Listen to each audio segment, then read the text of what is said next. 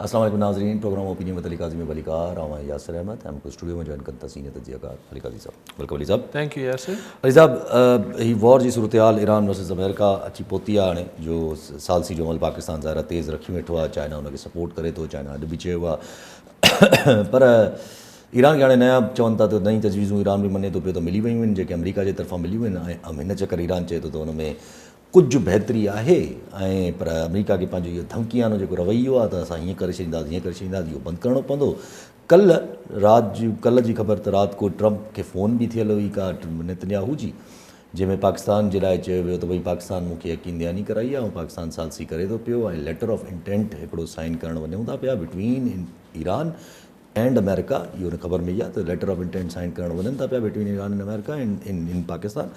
ان پو جو باضابطہ طور پہ مہینوں ڈیڑھ مہینے لائے نیگوسیشن شروع تھا جن میں بئی دنوں جو گڈ ویندیوں ڈفرنٹ جگہن تے وین یا جاتے وین پو گڈ وین. پر تو چون تا پیا تو نیتنیاہو کافی چڑی ویو ٹرمپ سا کافی چون تا تو مانا یہ بوکھلاہٹ تھی وئی ان کے تھوڑو کاوڑ بھی اچی وئی جڏहिं ٹرمپ یہ گالیوں کयूं تا. جی اسانجا محسن نقوی صاحب اتنے वेठा ई आहिनि छाकाणि त सही ॻाल्हि आहे त हितां नियापो मोकिलणु तेहरान मां पाकिस्तान वापसि जवाबु अचे पोइ हितां वॉशिंगटन वञे त मोहसिन नक़वी खे उते विहारे छॾियो अथनि तेहरान में पाकिस्तान पारां त भई इते ई सां ॻाल्हायो. हीउ नियापो कम्युनिकेशन जेको डायरेक्ट छाकाणि त अमेरिका ऐं ईरान जी न आहे त हुन में कम्युनिकेशन फास्टर थिए जल्दी थिए. लेकिन ॻाल्हि अञा बि जिथे ज़ाहिर कुझु न कुझु ॿई धुरियूं जंग त नथियूं चाहिनि मतिलबु ख़्वाहिश ॿिन्ही जी कोन्हे भले कुझु बि ॿिन्ही पासनि कहिड़ा बि डायलॉग हणी वठनि चाहिनि त कोन था जंग.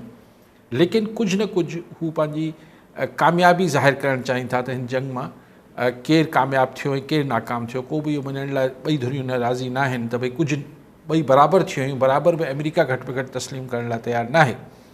लेकिन बहरहाल ऑप्शन्स बि न आहिनि. हीअ न्यूयॉर्क टाइम्स जी जेका रिपोर्ट तव्हां कोट कयो पिया त नेतन्याहू ऐं ट्रम्प जे विच में चपकलिश थी आहे थधी गरम गुफ़्तगू थी आहे त लाज़मन नेतन्याहू जी अञा बि इहा ख़्वाहिश हूंदी त असां हिकिड़ी ॿी स्ट्राइक बि ईरान ते कयूं ऐं उन खां पोइ ईरान खे सफ़ा असीं गोॾनि ते विहारे पोइ हुन सां ॻाल्हायूं.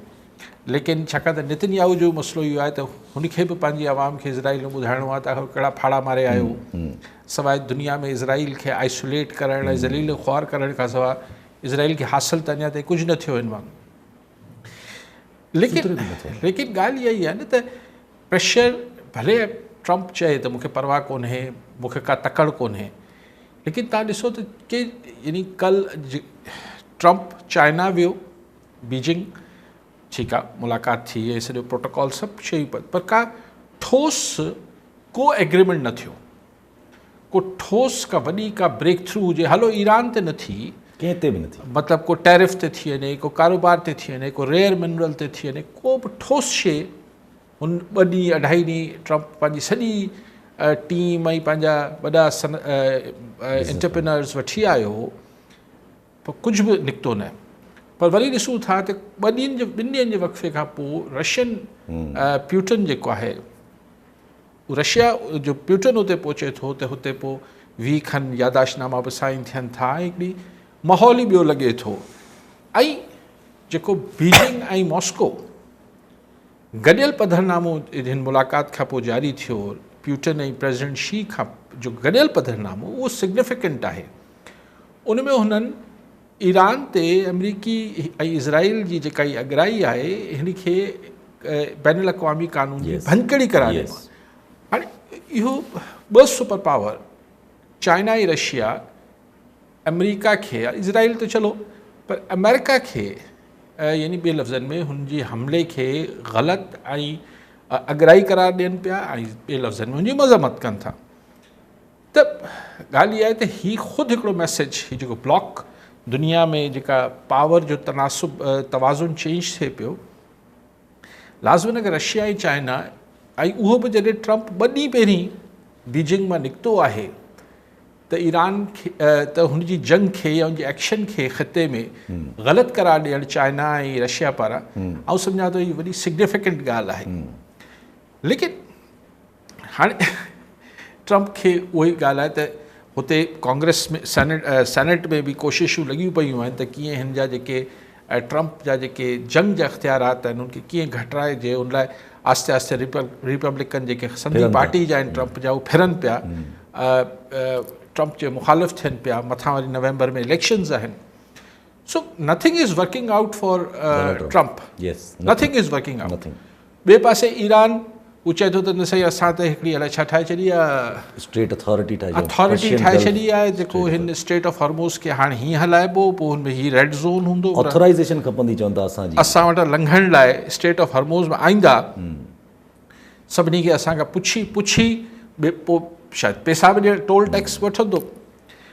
त हिन जंग मां मतिलबु अमेरिका हिन ख़िते जे माण्हुनि लाइ जेको हिकिड़ो वॾो ख़ितो आहे, अरबन लाइ, जापान लाइ, साउथ कोरिया लाइ, सभिनी लाइ ॾचो करे हलियो वियो, जो हाणे अगरि ईरान जी ही अथॉरिटी हली वञे थी त पहिरीं त हिन जंग खां पहिरीं त जेको वणे अचे वञे पियो. सो इहो हिकिड़ी मतिलबु हिन में ईरान जेको आहे पंहिंजी मैक्सिमाइज़ करे पियो त हीउ जेको नुक़सानु हुन भोॻियो आहे, हुनजे एवज़ अगरि हुनखे दुनिया एक्सेप्ट करे वठे हिन जे स्टेट ऑफ हॉर्मोज़ ते हुनजे टोल टैक्स खे, या चलो टोल टैक्स में घणो पैसो न बि कमाए, पर इहो हिकिड़ो अहिड़ो एटम बम आहे हुन वटि जेको दुनिया में कंहिं वटि ई कोन्हे. सो UAE ते शायदि मज़म्मत बि चयो आहे त असीं कोन तस्लीम कंदासीं, लेकिन थी सघे थो इहो बि ईरान जो प्रेशर टैक्टिस आहे, ऐं जॾहिं ॻाल्हियूं थियनि त पोइ हू हुन मां पोइ हटी वञे. सो ॾिसूं ॻाल्हियूं किथे बीहनि पियूं, पर ज़ाहिर आहे हिन जो मंतकी नतीजो त अॼु खां महीनो ॾेढ पहिरीं इहो निकिरणु खपे आहे त जंग ख़तमु थिए, लेकिन ॿई धुरियूं पंहिंजी डोमेस्टिक कंज़म्पशन लाइ हुननि खे कुझु न कुझु खपे त बाबा असां जंग खटे विया आहियूं. उहो फ़िलहालु ही पाकिस्तान हुन रोल प्ले करे पियो. सिर्फ़ु पाकिस्तान न, आउं सम्झां सऊदी अरब बि कंदो हूंदो, कतर बि कंदो हूंदो, ॿिया मुल्क बि कंदा हूंदा, बट पाकिस्तान हींअर साम्हूं फ्रंट ते पाकिस्तान आहे जंहिंखे हर मुल्क रिकग्नाइज़ करे पियो त हा भई हीउ करे पियो. होपफुली को नतीजो निकिरंदो. असां हिन ते चऊं था पिया नंढी ॿ टे ॻाल्हियूं, जीअं हाणे त पंहिंजी ॻाल्हि इसराइल ते बि हली, त इसराइल त सफ़ा नथो मुड़े न, हू त हाणे बि नथो मुड़े. उहो जेको वयल फ्लोटेला जेको मदद करण लाइ इमदाद खणी वियो, छा उन्हनि जी हालति, छा वीडियोज़, हाणे सॼी दुनिया रिएक्ट कयो आहे, अची ऑस्ट्रेलिया, UK, स्वीडन, 4 मुल्कनि माफ़ी घुरण लाइ चयो आहे पंहिंजे उन्हनि जे एम्बेसडर्स खे तलब करे इसराइल जे. इसराइल त मतिलबु अगरि अॼु हिन करे न जो पाण पाकिस्तानी आहियूं या इहा को जज़्बो, ऐं त हिनखे अगरि ऑब्जेक्टिवली ॾिठो वञे त जेको गज़ियनि सां, गज़ा फ़लस्तीनियनि सां, वेस्ट बैंक, लेबनान, गज़ा, हिन में जेको नेतन्याहू या इज़राइल करे पियो, हिन में त हिटलर खे बि शर्म अची रही. माना सो मच सो हीअ जेका हाणे ईद उल अज़हा अचे पई, हीअ 3 साल हूंदो उते मुसलमाननि खे क़ुर्बानी करण जी इजाज़त न आहे. हाणे हिकिड़ो त थींदो आहे न, जीअं इंडिया में आहे त हू हिनखे काव खे, गऊ खे, मतिलबु हिनखे ढगी खे हिकिड़ो, चलो हुनजो रिलीजियस मामिलो आहे, आउं त कॉमेंट नथो कयां, त उहो चवनि था त भई मुसलमान अगरि असांजे साम्हूं कंदा त हुननि जा मज़हबी, पर यहूदियुनि जो त इहो मसइलो बि कोन्हे. कमाल था कयो तव्हां माण्हुनि खे हुननि जी न इंसानी जेको बुनियादी इंसानी हक़ में उन्हनि जो बुनियादी इंसानी हक़ हुजे थो त पंहिंजा मज़हबी त्योहार मल्हाए सघनि. मुंहिंजा बच्चा मारे छॾिया अथव, औरतूं मारे छॾियूं अथव, हुननि खे ग़ुलाम करे वेठो आहे इज़राइल, ज़ुल्म जी इंतिहा कयो वेठो आहे, ऐं पोइ चए थो असीं जमहूरियत, शर्म नथो अचेसि. मतिलबु जमहूरियत यानी माण्हुनि खे तव्हां साह नथा खणणु ॾियो, जस्ट प्योरली त हू ॿिए रिलीजन मां आहिनि, हिन खे तव्हां चओ था असीं मुहज़ब मुल्क आहियूं, पोइ ईरान जेको हीअं आहे, फलाणो हीअं आहे. इज़राइल जेको हाणे त अमेरिका में हिते हुते हर हंधि इहो जेको आहे नैरेटिव मज़बूत खां मज़बूत थींदो वञे पियो, जेको नैरेटिव बेबुनियाद न आहे. त इज़राइल या नेतन्याहू खां वधीक बुचर जेको आहे, हिकिड़ो कसाई बि हिकिड़ो सुठो प्रोफेशन हूंदो आहे, उहो त हिकिड़े मक़सदु ही मतिलबु हिटलर जी रूह शर्माए वेंदी हूंदी त ही नेतन्याहू जो पीउ पैदा थी वियो आहे. गुलज़ार अली खोसो नौशेरो फ़ैज़मा जी. खोसो साहब छा चवणु चाहींदा? सलाम सर, असांजो अली काज़ी साहिब खां इहो सवालु आहे, सिंध गवर्नमेंट जेको हारी कार्ड ते 2 एकड़नि वारो ज़मीनदार हुननि खे किथां 10 कट्टा न ॾियादी सघे थो. इहो कहिड़ो जेको आहे उहो इंसाफ़ आहे। हींअर त असां माण्हुनि जी तोखी करे छॾी आहे। हींअर ॾंडो अची आयो अथसि त कणिक जमा करायो। 2 एकड़ में आबादगार किथां जमा कराए सघंदो? हुन त पंहिंजे खाइण जेतिरी रखी आहे। ॿी जेका आहे ठीकु ठीकु साईं।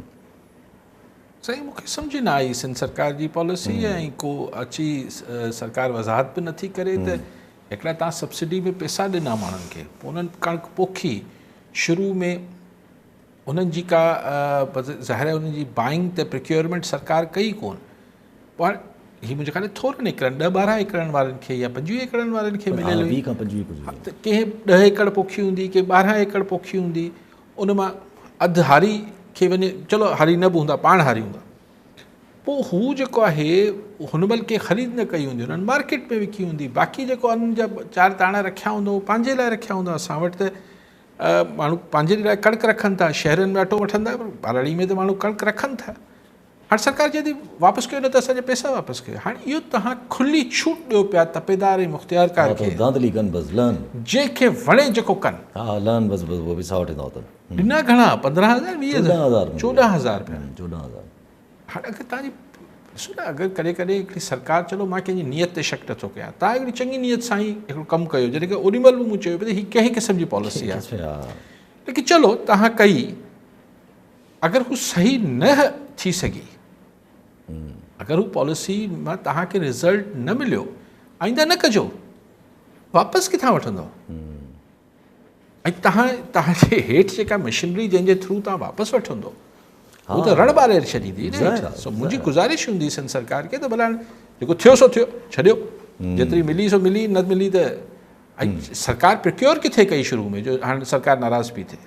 हाणे चवनि था त कणिक जी चुरपुर ते बि वञी सिंध गवर्नमेंट माना सिंध मां ॿाहिरि न वञे, ज़ख़ीरा अंदोज़ी लाइ त बिल्कुलु ठीकु आहे, ज़ख़ीरा अंदोज़ी सां त घटि न थियणु खपे, लेकिन पर हाणे पोइ KP वारा अञा दाहूं कंदा त पंजाब मां बि कणिक न ईंदी, सिंध मां बि न ईंदी, किथां थींदो? ज़ाहिर आहे KP वारनि जी दाऊं त आहिनि, पर पंजाब गवर्नमेंट वरी उन्हनि जी दाऊं जे मथां इहो बि चवे थी अची, उस्मान बुखारी साहिब, असां वटि त कणिक ॾाढी पूरी आहे, पंजाब जी मैनेजमेंट ॾाढी सुठी आहे, ऐं असां कणिक अगरि कोई असां वटि स्टॉक बि करणु चाहे थो त भले करे स्टॉक, पर लाइसेंस वठी करे असां न, लेकिन असीं KP खे न ॾींदासीं। हा बसि इहो न, बॉर्डर न खोलींदासीं, बॉर्डर न खोलींदासीं। सही आहे, इहो पंजाब करे सघे थो। कॉलर ज़फ़र नकवी हैदराबाद में। जी नकवी साहब, क्या कहना चाहेंगे? अल्लाह सलामत रखे मेरे भाई, आप की गैर हाजिरी मेरी हो गई थी, सॉरी सर। काजी साहब को भी सलाम हो, मैं गया था थोड़ा सा ट्रीटमेंट के लिए मौसम देख के इस्लामाबाद। काजी साहब, मैं आपकी बात आगे बढ़ाना चाह रहा हूँ कि वाकई कसाईयों के भी एक बड़ा अपना एक प्रोसीजर होता है, वो तो एक बिजनेस है, ज़बा करना है उसको, कितनी देर उसका ब्लड निकलना है। इन बदबख्तों ने तो हमारे कुरान मजीद में है ना सर ये कि यहूद नसारा तुम्हारे दोस्त नहीं हो सकते। इन्होंने मुसलमान बच्चों को, गजा के मासूम बच्चों को, जिस तरह लिबनान के शहरियों को, ईरान में छोटी छोटी स्कूल की बच्चियों को, तो सर सबसे बड़ा दुख का मरहला ये है जब हमें हुक्म है कि जालिम से नफरत करो, जालिम के मुकाबले में एक हो जाओ, तो इस वक्त ईरान को तनहा जो छोड़ना था ना सर गल्फ का, और उन्हें बेसमेंट देने से, फौजी अड्डे देने से, उसको ये जुल्म है सर। किसी भी उससे हटके आपने एक बार भी ईद की कुर्बानी के लिए मना कर दिया यहूदियों ने। अरे ठीक है सर, आप बिल्कुल सही करें, गऊ माता तो उनका एक कॉन्सेप्ट है, लेकिन तुम तो कुर्बानियां करते आए हो अजदाद से, सिर्फ मुसलमानों से नफरत के लिए। थोड़े से इनको बादशाहों को, अमारात के लोगों को भी चाहिए अपना उसमें हिस्सा डालें सर जी। बहुत शुक्रिया, थोड़ा तबसरा कीजिए सर, जज़ाकल्लाह। बीबी कॉलन माजिद अनवर सहतो मोरोमा। जी सहतो साहब, छा चवणु चाहींदा? साईं अली काज़ी जे अॻियां इहो सुवालु आहे त साईं मुराद अली शाह बयानु ॾिनो आहे त हाणे नौजवाननि खे नौकरी ॻोल्हींदी। असां 5 खां 15 ग्रेड IB टेस्ट पास, 3 लख उम्मीदवार 2023 खां। चलो ठीक। जी नकवी साहब, आपको अल्लाह सेहत दे, आपकी आवाज़ से भी लग रहा है कि आपकी तबीयत नासाज है, आप बता रहे हैं इस्लामाबाद शायद गए थे इलाज का, अल्लाह आपको शफा दे, सेहत दे। एक साहब बिल्कुल जो आप फरमा रहे हैं, देखिए इसमें मैं तो ये समझता हूँ कि इज़राइल और नेतन्याहू ताकत के नशे में, और ताकत उनको कहाँ से आ रही है? ताकत उनको अमेरिका से आ रही है ना बेसिकली। नहीं तो इज़राइल तो एक करोड़ भी आबादी नहीं है, एक मुल्क है, ठीक है, ऐसे बहुत सारे मुल्क हैं, उनके पास फ़ौजें भी हैं, ठीक है, उनके पास अनडिक्लेयर्ड एक न्यूक्लियर बॉम्ब भी है, लेकिन वो अपनी ये बदमस्ती जो है ये अमेरिका की सपोर्ट के बिना मुमकिन नहीं है। वो उन्होंने लेबनान में तो क्रिश्चियंस को भी मारा है, यस, अभी भी मार रहे हैं, अभी भी मार रहे हैं, और वो उनकी नज़र में वो एक चोजन वन है, जी हाँ, वो मुंतखब लोग हैं। जी हाँ। अब मैं उनकी मजहबी मामलात में नहीं पढ़ता हूँ, तो वो समझते जैसे हिटलर क्या था, उनको तो ये तो अपने अकीदे के साथ, लेकिन वो भी तो हिटलर भी तो अपने आप को सुप्रीम रेस, एक कौन सा रेस कहता था, जी हाँ जहन से उतर है। तो ये जब गलत फहमी हो जाती है किसी फ़र्द को, किसी ग्रोह को या पूरी कौम को कि हम तो पता नहीं क्या हैं, हमें तो जब वो कहते हैं कि जी हमें तो चूँकि हम पैदा ही हुए, जैसे किसी ज़माने में गोरे समझते थे कि काले जो हैं जी हाँ, रंग से उन पर उनकी ग़ुलामी जो है वो कोई मायूब बात नहीं है, वो गोरा उन पर अगर हुक्म चलाता है या उनको जानवरों की तरह इस्तेमाल करता है तो गोरे का हक़ है। हाँ, ये जो जहनीत आ जाती है, जैसे मैंने कहा, चाहे फ़र्द में आ जाए, ग्रोह में आ जाए या उसमें आ जाए, कौम में आ जाए, तो वो तो एक अज़ाब बन जाते हैं। जी हाँ। ये जो मतलब क्या लफ्ज़ टीवी पे इस्तेमाल करूँ, ये जो कुछ कर रहे हैं ये लोग, इज़राइल, ईरान का तांट कॉलर है भले ना। अच्छा, तो ये जो ईरान का मामला हुआ, ये तो इसमें तो हम एक अलग इसको उसमें भी देख सकते हैं और जॉइंटली भी देख सकते हैं। लेकिन जो आपकी बात थी कि ये हमारे अरब ममालिक जो हैं, इनके लिए फिर एक अलग एक पूरी हिस्ट्री है कि ये क्या है। ज़ाहिर है ये वर्ल्ड वॉर के बाद क्रिएट हुए कई मुल्क, और इन पर शुरू से अमेरिका का या बरतानिया का असर, फ्रांस का इनका असर रहा। फिर इधर इसीलिए जो यूरोप या अमेरिका को मिडल ईस्ट के बारे में कभी भी जमहूरियत का कोई परेशानी नहीं हुई, इंसानी हुकूक के बारे में उधर के लिए कभी परेशानी नहीं हुई। इवन 9/11 हुआ जिसमें मुबैना तौर पे अरब लोग थे, फाड़ने वाले अरब थे जो उस इवेंट में, तो वो भी फिर उसामा बिन लादेन चूँकि अफगानिस्तान में था, नहीं तो इन्वेड इराक किया, अफगानिस्तान किया। हाँ, तो GCC के मुल्कों को एक खुसूसी प्रोटेक्शन, और ये अमेरिका इनको ये जो अड्डे वड्डे बने हुए हैं कि जी हम आपको इजराइल से ही बचाएंगे, हम आपको ईरान से ही बचाएंगे। अब वो एक पूरी तारीख़ है, उसमें नहीं जाते, लेकिन मैं ये समझता हूँ नकवी साहब कि जिस तरह तब्दील हुआ है और जिस तरह से ईरान ने एक रेजिस्टेंस दिया है, ये डायनेमिक्स चेंज होंगे। ऐसा नहीं है कि अरब ममालिक कोई किसी जज्बे या किसी और मामलात के तहत चेंज होंगे, और ना ही वो कोई बगावत अमेरिका के ख़िलाफ़ कोई झंडा उठा लेंगे, शाह फैसल नहीं बनेंगे, क्योंकि शाह फैसल जैसा अंजाम नहीं चाहते होंगे। लेकिन ये लोग भी कुछ अपनी पोजीशंस चेंज करेंगे। जैसे इस दफ़ा भी रिपोर्ट तो हुआ ना कि सऊदी अरब ने आखिर में जंग के आखिरी हिस्से में बोला कि भाई आप मेरे अड्डे जो है ईरान पर हमले के लिए इस्तेमाल न करें। UAE बिल्कुल एक अलग मिसाल है। तो चीज़ें रीअलाइन होंगी, ये नए सिर्फ बंदी हो रही है और होगी भी आगे। ज़रा ही जेका ख़बर आई नॉन एग्रेशन पैक्ट वारी, तमामु वॾी ख़बर हुई आउट त ज़रा फाइनेंशियल टाइम्स जेका ॾिनी त सऊदीया सोचे थो नॉन एग्रेशन पैक्ट कयां मां ईरान सां गॾु, त इहो बि हिकिड़ो ज़रा हिकिड़ो भले थिए रियलिटी थिए न थिए फ़िलहाल, पर हिकिड़ो वॾो सिग्निफिकेंट इम्पैक्ट ॾिसो थींदो न। अगरि तव्हांजे हाणे सऊदीया खे, कतर खे, कुवैत खे, हिननि मुल्कनि खे ठीकु आहे ईरान मां भउ हूंदो, ठीकु आहे ईरान मां हिकिड़ो एग्रेशन जो ख़तरो हूंदो, पर वॾो ख़तरो त इज़राइल मां पैदा थियल आहे। हाणे त ओपनली हू, हाणे त कुझु अरसे खां माठ आहे, न त ग्रेटर इज़राइल जो नक्शो त हुननि जे सोल्जर्स जे शोल्डर्स ते लॻल आहे। सो ग्रेटर इज़राइल में कहिड़ा मुल्क टुटणा आहिनि, ईरान त कोन टुटणो आहे, न उहो त अचिणो ई न आहे, अरब ई वञणा आहिनि, इहे सभु अरब मुल्क ई मुतासिर थियणा आहिनि, ऐं इजिप्ट मुतासिर थियणो आहे, ऐं जॉर्डन मुतासिर थियणो आहे। लेकिन ही हिते डिक्टेटर्स ऐं बादशाहतूं आहिनि, त त हुननि खे थिए थो त भई हिकिड़े हद ताईं लेकिन इज़राइल खे आउं इहो सम्झां थो त ख़ुदि अमेरिका जी support in the passage of time तव्हां ॾिसजो लूज़ थींदी, इहो घटि थींदी। हा लूज़ थींदी, हुन खां पोइ ज़ाहिर ॻाल्हि आहे त पोइ इसराइल जी पंहिंजी इंपॉर्टेंस बि लूज़ थींदी। अच्छा उहो त हाणे रियलिटी चेक ईंदो इसराइल खे, पर उन ते अचूं था पंहिंजी जेका शुरूआति थी त टॉक्स जीअं तव्हां ॻाल्हि कई त अहिड़ो निभागो आहे नेतन्याहू, हू वेही ईअं कुझु हफ़्तो पहिरियों मुंहिंजी क्लिप ॾिठी पई त हू चए थो त हीउ सोशल मीडिया जे करे थियो आहे। हाणे भई हिननि कंपनीज़ जे पोयां बि घणे करे त तव्हांजा ज़ाइनिस्टी फाइनेंसर्स आहिनि, ख़ुदि पंहिंजी लॻी अथनि घरां। सो अच्छा उन में चए थो त इस्लामाबाद जे असां चेक कयो त कुझु ID इस्लामाबाद जे बेसमेंट में बि हुयूं जेके माना हीअ जेको तूं माण्हू मारी पियो, ॿार बच्चा औरतूं मारी पियो, अगरि उहो सोशल मीडिया जे करे बसि माण्हू तव्हांजे ख़िलाफ़ु थी वञनि, बाक़ी तूं करी कुझु कोन पियो, माना ॿिए लफ़्ज़ में अदा मूं त कुझु कोन कयो, कूड़ो प्रोपेगेंडा आहे। हाणे नेतन्याहू चए पियो त मां हिकिड़ो मतिलबु जलाद न आहियां, इहो मुंहिंजे लाइ कूड़ो प्रोपेगेंडा आहे। हा ठीकु आहे, तव्हां मेन स्ट्रीम मीडिया खे त कंट्रोल करे सघो था, TV ऐं अख़बारूं, सोशल मीडिया खे वाकई में कंट्रोल न पियो थिएसि। कॉलर सां गॾु ज़ाहिद लुंड दादूमा जी। लुंड साहब छा चवणु चाहींदा? सर असल में अली ताज साहब खे मुंहिंजी न सर पूरे दादू जवां बि दां ॾियणु चाहियां पियो। सर दादू शहर में 15-18 कलाक बेरियाना लोड शेडिंग आख़िर कीअं जी नाली जो नतीजो आहे।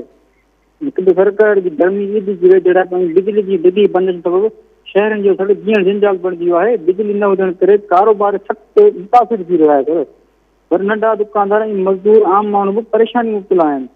पर सुवाल हिकु इहो पैदा थिए थो त छा दादू वासिल खे रुॻो बिल भरण लाइ छॾियो वियो आहे? वादा ऐं लाॻापियल अख़्तियार आख़िर सर ख़ामोश छो आहिनि?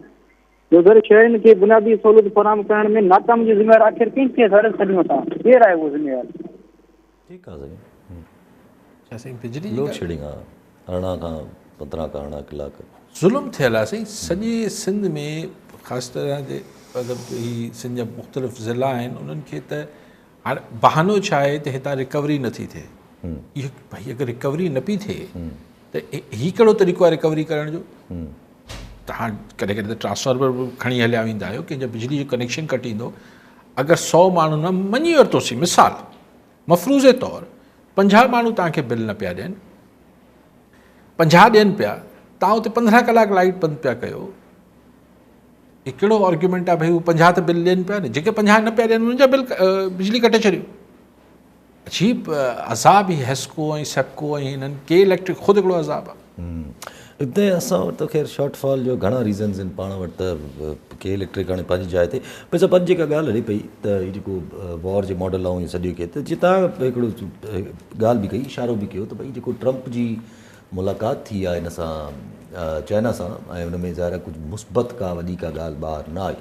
उमेद ट्रंप खे बि हुई, मार्को रूबियो बि चई चुको हुयो, वाइस प्रेसिडेंट वेंस बि चई चुको हुयो, इवन ट्रंप पाण बि किथे न किथे इशारा ॾिना हुया त भई ईरान जा मामला डिस्कस थींदा, ईरान जी ॻाल्हियूं डिस्कस थींदियूं, पर नथिंग केम आउट। ईरान रहंदो अञा पंहिंजो उहो ई हार्ड बॉल ते बरक़रार रहियो।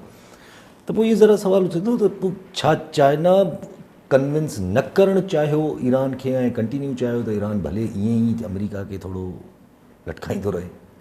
ॾिसो न, आउं नथो सम्झां, छाकाणि त हीउ जेको डिस्टर्ब थियल आहे वर्ल्ड इकॉनमी ऐं सॼो तेल ऐं गैस जो, हिन महिल वधि में वधि एक्सपोर्ट्स त जेतिरियूं चाइना जूं बि त मुतासिर थी रहियूं हूंदियूं न, सिर्फ़ु रूट जे करे न, ऐं ईरान जो जनरली बि अगरि इकॉनमी दुनिया जी ग्लोबल रिसेशन थिए थी त हुनजो हिकिड़ो वॾो शिकार त ख़ुदि चाइना आहे, world second largest biggest economy आहे।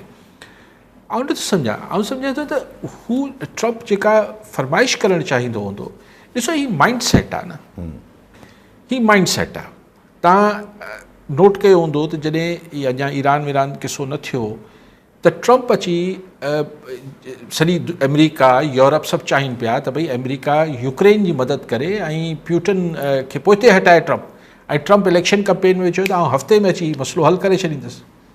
पोइ ज़ेलेंस्की खे यूक्रेन वारे खे वाइट हाउस में सॾाए बेस्तो कई त कपिड़ा छा पाए आयो ऐं अलाए छा छा कर। उनखां पोइ हुनखे ख़्यालु आयो त ग्रीनलैंड जेको आहे, हा माना यूरोप खे सोड़ो करणु, न इहो मूंखे खपे, इहो मूंखे खपे। पोइ चई टैरिफ, बसि ही मूंसां मुल्क हीअं ठीकु न आहे, चई मूंखे वेनेज़ुएला जो जेको आहे तेल खपे, उनजे सदर खे ॿधी खणी आया, पोइ चई त ईरान सां हीअ करे वठां थो। ही माइंड सेट आहे त हू हिकिड़ो दफ़ो पहिरीं पाण हल्को फुल्को डिस्कस कयो त ट्रम्प जो उहो माइंड सेट आहे त जेको ताक़तवर आहे उनखे ॾाढी मुड़सी जी हिकिड़े आम माण्हू खां वधीक हक़ आहे। रशिया हेॾो सारो मुल्क आहे यार, पर थोरो यूक्रेन खसे वरिते कहिड़ी वॾी ॻाल्हि थी, उते वरी पोइ यूरोप बीहजी वियो न न, पर ट्रम्प जी माइंड सेट आहे, चवां पियो भई वॾो माण्हू आहे, जीअं असां वटि बि थी साईं वॾो आहे, बाबो आहे, अलाए छा छा चवंदा आहियूं असीं, पोइ साईं अगरि ॿ चंबा आहियूं त कहिड़ी वॾी ॻाल्हि थी, थोरो बेस्तो कयूं, कहिड़ी वॾी ॻाल्हि थी, सही मोतबर माण्हू आहे, ख़ानदान आहे, फलाणा आहे, ढिमकाइण आहे, वॾो माण्हू आहे। त ट्रम्प ताक़तवर खे हिकिड़ा एक्स्ट्रा प्रिविलेज्ड सम्झणु ट्रम्प जी मेंटालिटी में शामिल आहे। त बाबा रशिया आहे, हाणे यूक्रेन लाइ फिटायां छा रशिया सां, भले थोरो अगरि यूक्रेन खां कुझु हिसा कटे वञे रशिया त भले करे ॾे, भला ग्रीनलैंड मूंखे खपे थो, ऐं हेॾो सारो यूरोप खे मदद कया थो, मूंखे ग्रीनलैंड छो नथो ॾे?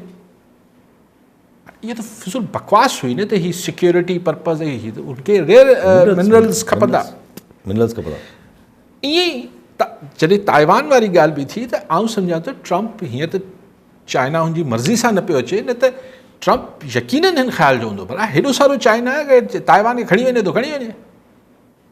सो ॻाल्हि हितां पाण शुरू कई त हू जे अच्छा इन माइंड सेट सां, हिन ज़हनियत सां जॾहिं हुन मीटिंग्स में बि हू जेके ख़्वाहिश रखंदो हूंदो त चाइना ईरान खे चए बसि जेको चए थो ट्रम्प भाईजान आहे, वॾो आहे, असां वॾा जिरगो करे वरितो आहे, असीं दुनिया जा वॾा आहियूं, ट्रम्प हाणे लंघी आयो आहे मूं वटि, हाणे ईअं त आउं चवां पियो, पर टू दैट इफेक्ट हुन त ईरान खां उहो मंझराए ॾे जेको ट्रम्प चाहे पियो।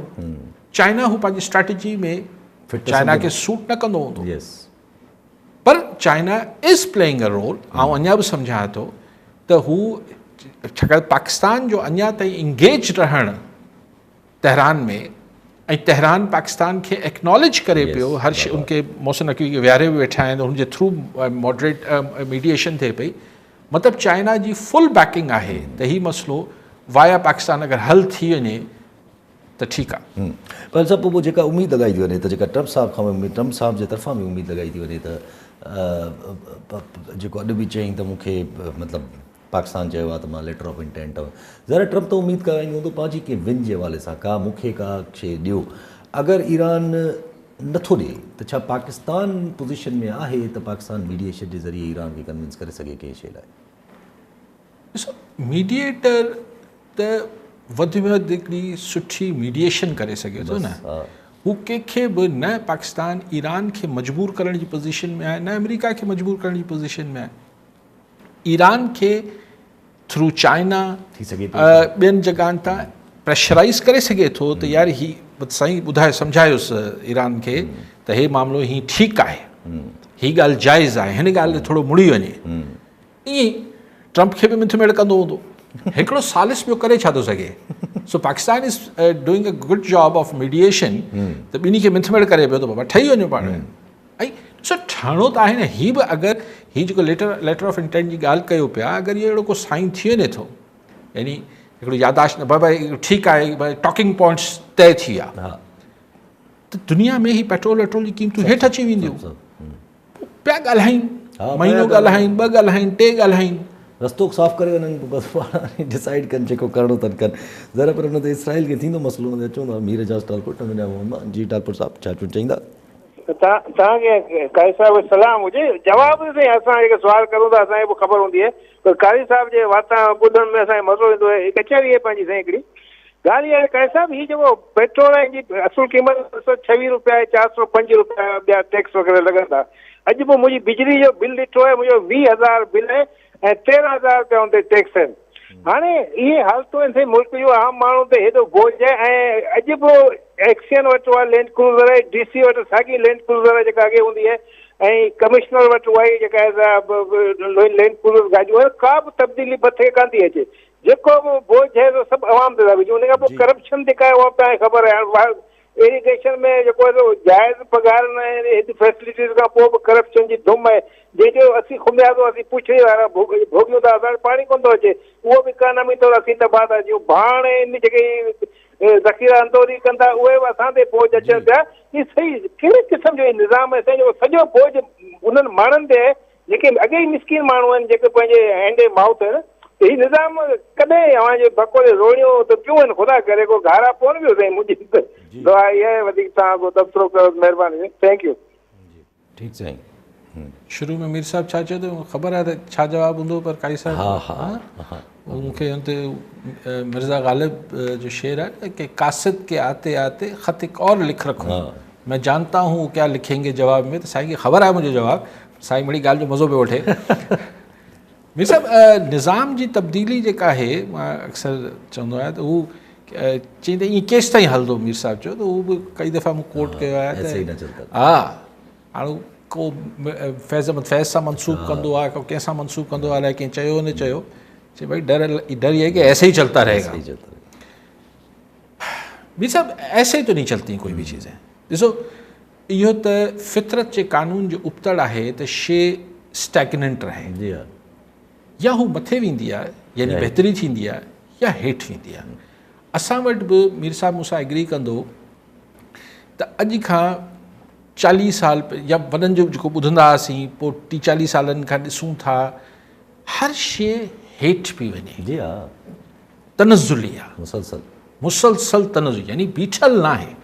छो इहो ईअं न हलंदो, या ही वधीक ख़राबु थींदो या ही बहितर थींदो। हाणे कुझु माण्हुनि जो ख़्यालु आहे त हिन खां वधीक छा ख़राबु थींदो? छो थी सघे थो, थी सघे थो। दुनिया में अहिड़ा मुल्क आहिनि जो हिन खां बि सूरत हाल ख़राबु आहे। हा हा, हिन खां वधीक कहिड़ी करप्शन थींदी? छो थी सघे थी। मतिलबु ईअं एवरीथिंग छो नथी ख़राबु? सो ईअं इहो आउं तव्हांखे पक सां चवां थो मीर साहब त ईअं न हलंदो, या ही वधीक ख़राबु थींदो या ही बहितर थींदो। कुझु माण्हू जो ख़्यालु आहे हिन खां ख़राबु नथो थी सघे, ऐं हुन सां इतफ़ाक़ नथो कयां। ख़राबु करण जी हिमत ऐं हौसलो हुजे त अञा ख़राबु करे सघिजे थो।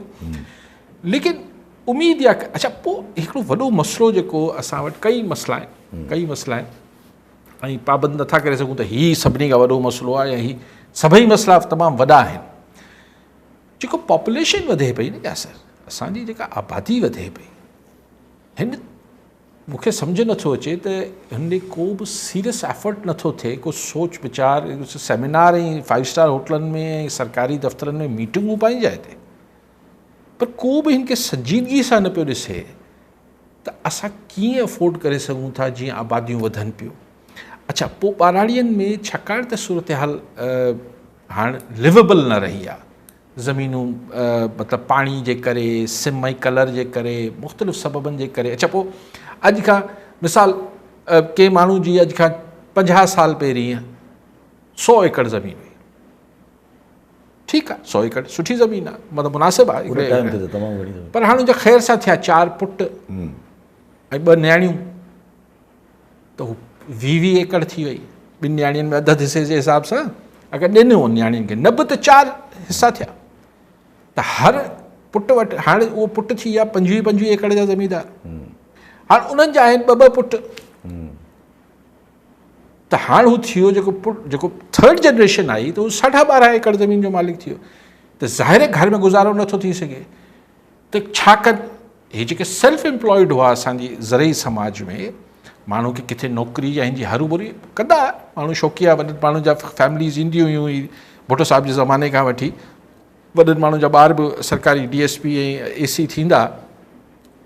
लेकिन हाणे मजबूरी थी पई आहे, हाणे हू पंहिंजी ॿनी मां नथो गुज़ारो करे सघे, 10 एकड़नि जी 12 एकड़नि मां किथां गुज़ारो करे, त उहो पोइ शहरनि ॾे अचे थो, त अर्बनाइज़ेशन वधे, जेके नंढा नंढा टाउन आहिनि, पोइ हुन खां वॾा शहर आहिनि, पोइ वॾा शहर आहिनि, उहो प्रेशर हुते पियो अचे। हाणे उते प्रेशर पियो अचे, त हुते त अॻु में इंफ्रास्ट्रक्चर जेको आहे, जी हा, मतिलबु असां नंढा थी वॾा थियासीं। हैदराबाद हिकिड़े ज़माने में त पाकिस्तान जो 4 नंबर वॾो शहर हो, हाणे फैसलाबाद खां पोइ 4थो थी वियो आहे। त उन में जॾहिं असीं नंढा हूंदा हुआसीं तॾहिं असांखे लॻंदो त यार माण्हू ते चढ़ियो पियो आहे। हाणे त अलाए छा आहे, हाणे त वञी ॾिसो हैदराबाद, तव्हां गाॾी बदिरां तव्हांखे साइकिल ऐं मोटरसाइकिल ते हली सघो था, उहो बि ॾुखियो आहे। जी हा, त ज़ाहिर आहे हिकिड़ी त आबादी वधी आहे ख़ुदि शहरनि जी, पर जेका इन्फ्लक्स जेको ज़ाहिर आहे माण्हू ॿाराड़ीअ में कीअं गुज़ारो कनि, ऐं अच्छा जेके गुज़ारो करे बि सघनि पिया, हुननि जो मसइलो इहो आहे त हुते न तालीम सही आहे, न हुते हेल्थ फैसिलिटी आहिनि, न ॿारनि जी फ्यूचर आहे shifting. So what I am saying कि ही हिकिड़ा अहिड़ा इशूज़ आहिनि जेके ॿियनि सभिनी इशूज़ खे अञा हू बूस्टर हणनि था। अॻ में ई इलाज जी मसाइल आहिनि, मथां आबादी वधी वई, अॻ में ई स्कूलनि जो मसइलो आहे, अञा शागिर्द सिचुएशन्स आहिनि, सीरियस डिस्कशन्स जा घुरिजाऊं आहिनि, सीरियस एक्शन्स जा घुरिजाऊं आहिनि। डिस्कशन त इलाही थी वई आहे। ठीकु आहे साहब, वरी बरवाली साहब नाज़रीन अॼु प्रोग्राम जो पूरो थियो, वरी ॿुधाईंदड़ प्रोग्राम में दुआ में।